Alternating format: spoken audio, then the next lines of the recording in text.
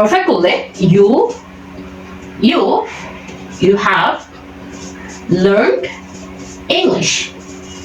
You have learned English. তাহলে আমি present indefinite থেকে কন্টিনিউয়াস করেছি, এই এক একটা সেন্টেন্স ইনডিফিনিট এবং কন্টিনিউয়াসকে অনেকগুলো ফরমেশন দেখিয়েছি, আবার একই সেন্টেন্সকে আমি পারফেক্ট করে তাকে আমি অনেকগুলো ফরমেশন আওতায় আনতে পারবো।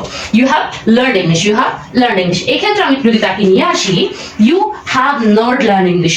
তুমি এখানে হলো তুমি ইংলিশ শিখেছো, তুমি ইংলিশ শেখোনি। তাহলে you have not বা haven't, এটা have not আসলে বলা হয় না, haven't বলে, learn English. এবার আমরা এখান থেকে আরো কিছু সেন্টেন্স ক্রিয়েট করি কোশ্চেনস করে। এখানে আমরা ও প্রশ্ন, তুমি হ্যাভ ইউ লার্নড ইংলিশ, ওকে আমি প্রশ্ন করি হ্যাভ ইউ, সাহায্যকারী ক্রিয়াটা আমি এখানে আগে নিয়ে এসেছি, হ্যাভ ইউ লার্নড ইংলিশ, তুমি ইংলিশ শিখেছো, প্রশ্ন। আবার আমি এখানে নেগেটিভ করেছি, আবার ওকে আমি প্রশ্ন করছি have you not learned English, তুমি ইংলিশ শেখোনি, তুমি ইংলিশ শেখোনি। আমি আরো প্রশ্ন করছি এবার what word, পুরো সেন্টেন্সের স্ট্রাকচার সেম। এর আগে আমি ওয়ার্ড ওয়্যার অ্যাক্টিভ ভাবে আমরা এটা করব, অ্যাক্টিভ ভাবে অন্য স্ট্রাকচারের ক্ষেত্রে আমরা ওয়ার্ড ডাব্লিউএস কোশ্চেনটা কিভাবে ইউজ করে আরো অনেক সেন্টেন্স ক্রিয়েট করতে পারি আর স্পোকেনে এগিয়ে থাকতে পারি আরো বুঝতে পারবো। এখানে আমরা ওয়ার্ড ইউজ করছি, what have you learned English, what have you learned English, প্রশ্ন করেছি। আবার এখানে আমরা করছি where have you, কোথায় ইংলিশ শিখেছো, where have you learned English, কোথায় ইংলিশ শিখেছো, what have you learned English, তুমি কি ইংলিশ শিখেছো, where have you learned English, তুমি কোথায় ইংলিশ শিখেছো, where have you not learned English, তুমি কোথায় ইংলিশ শেখোনি। এভাবে আমরা ক্লিয়ার করতে পারছি where, এখানে আমরা দিতে পারি কখন ইংলিশ শিখেছো, কখন, when have you learned, এটা আমরা ডট দিয়ে দিই ইংলিশ। এখন আমরা আরো করতে পারি কিভাবে ইংলিশ শিখেছো, how have you learned English, how have you learned English, প্রশ্ন how have you learned English, কার সাথে শিখেছো, কত বছর ধরে শিখেছো। এইভাবে আরো প্রশ্ন করতে পারি, প্রত্যেকটাকে আমরা নেগেটিভ করে প্রশ্ন করতে পারি, পজিটিভ করে করতে পারি। আবার কিছু সেন্টেন্স রয়েছে, 5 প্রকার একটা সেন্টেন্স স্ট্রাকচার রয়েছে, যেমন assertive, interrogative, পারফর্মেটিভ, negative, exclamatory, objective. এই যে সেন্টেন্সকে আমরা এক্সপ্লেইন করতে পারি, আবার এখানে ডিগ্রি করে নিতে পারি, আবার এই সেন্টেন্সটাকে আমরা ভয়েসে বলতে পারি। ইংলিশ এখানে how have you learn English, প্রত্যেকটা সেন্টেন্সকে আবার ভয়েসে করলে সেটা কিভাবে ইংলিশে আরো সেন্টেন্স ক্রিয়েট করা যায় সেগুলো স্টেপ বাই স্টেপ পেয়ে যাবে। কারণ সিম্পলি ইনডিফিনিট কন্টিনিউয়াস পারফেক্ট, এইখান থেকে আমরা অনেকগুলো সেন্টেন্স পেয়েছি।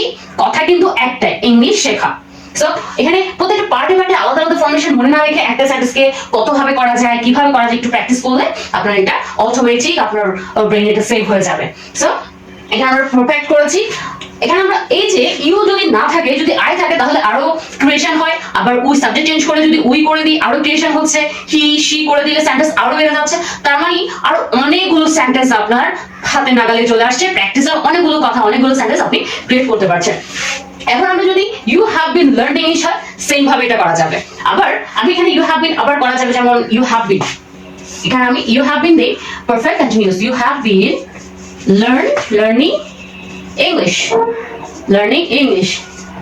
সেম ভাবে সাহায্যকারী আগে নিয়েছি, ইন্টারোগেটিভ করব, তারপর আবার ইন্টারোগেটিভ প্রশ্ন করব, অ্যাফার্মেটিভলি করব, নেগেটিভলি করব, আবার ডাব্লিউএস কোশ্চেন গুলো বসিয়ে আবার এই সেন্টেন্সটাকে আমি আবার প্রশ্ন করব, আরো সেন্টেন্স পাবো। একইভাবে আপনি পাস্ট ইনডিফিনিটের ক্ষেত্রেও এই কাজটা করতে পারেন। একইভাবে নেক্সট টাইম আমরা পাস্ট ইনডিফিনিট নিয়ে কিভাবে অনেকগুলো স্পোকেন, আপনি এখান থেকে পাচ্ছেন স্পোকেন অনেকগুলো সেন্টেন্স স্ট্রাকচার, ইমোশনস কিভাবে আপনি পাচ্ছেন এবং ক্রিয়েট করতে পারবেন, সে ট্রিক্স নিয়ে হাজির হবো। আজকে আমরা প্রেজেন্ট ইনডিফিনিটে রয়েছি, অনেকগুলো সেন্টেন্স ক্রিয়েট করেছি। আপনি আপনার মতো করে আপনি যেখানে, যেমন আমি শুধু ইনডিফিনিটের একটা সেন্টেন্স বলেছি, আপনি প্রেজেন্ট ইনডিফিনিটে আরো অনেক সেন্টেন্স ক্রিয়েট করতে পারবেন। আপনি ভাবুন আপনি এখানে কমপক্ষে, আমি বেশি বলবো না, কমপক্ষে 20টা সেন্টেন্স ক্রিয়েট করেছেন, 20টা সেন্টেন্স। ঠিক একটা সেন্টেন্স থেকে যদি 20টা সেন্টেন্স হয়, আপনি যদি প্রেজেন্ট ইনডিফিনিটের 20টা এক্সাম্পল প্র্যাকটিস করেন, 20টা থেকে আরো 20টা হয়। ইনডিফিনিটের কথা বলছি, যেমন আপনি এখানে একটা উদাহরণ দিয়েছেন, ইউ লার্ন ইংলিশ থেকে আপনি আরেকটা sentence, I read later, I learn English, we learn English, we go to market, you go to the market, you go to the office, আরো সেন্টেন্স ক্রিয়েট করবেন। প্রত্যেকটা সেন্টেন্সকে আবার এইভাবে ভাগ করে প্র্যাকটিস করবেন। অনেকগুলো সেন্টেন্স আপনি ইনডিফিনিটের আরো প্র্যাকটিস করতে পারবেন, কারণ এগুলো করতে গেলে অনেক লম্বা একটা ভিডিও হয়ে যাবে, যেটা অনেক সময় ধৈর্য থাকবে না। সো আপনি নিজে ক্রিয়েট করবেন, অবশ্যই আপনার ওয়ার্কটা সাবমিট করবেন। আমি ইনশাআল্লাহ এটার সাথে কমিউনিকেট করব, অবশ্যই কমিউনিকেশন হবে, এবং আমাদের এই কমিউনিকেশনের মাধ্যমে আমাদের ইংলিশটা ঝালাই করা হবে, এবং স্পোকেনে আমরা অনেকটা এগিয়ে থাকবো। নিজে নিজে কোথাও যেতে হবে না, শুধু আমি সহযোগিতা করতে চাইছি। একে অপরকে সহযোগিতা করলে আমাদের জ্ঞানের সমৃদ্ধি হবে, এবং সেটা ছোট একটা পরিসর থেকে বিশাল আকার ধারণ করবে। অবশ্যই আমার জন্য দোয়া করবে, আরো বিষয় নিয়ে আপনাদের সামনে যাতে নিয়ে আসতে পারি।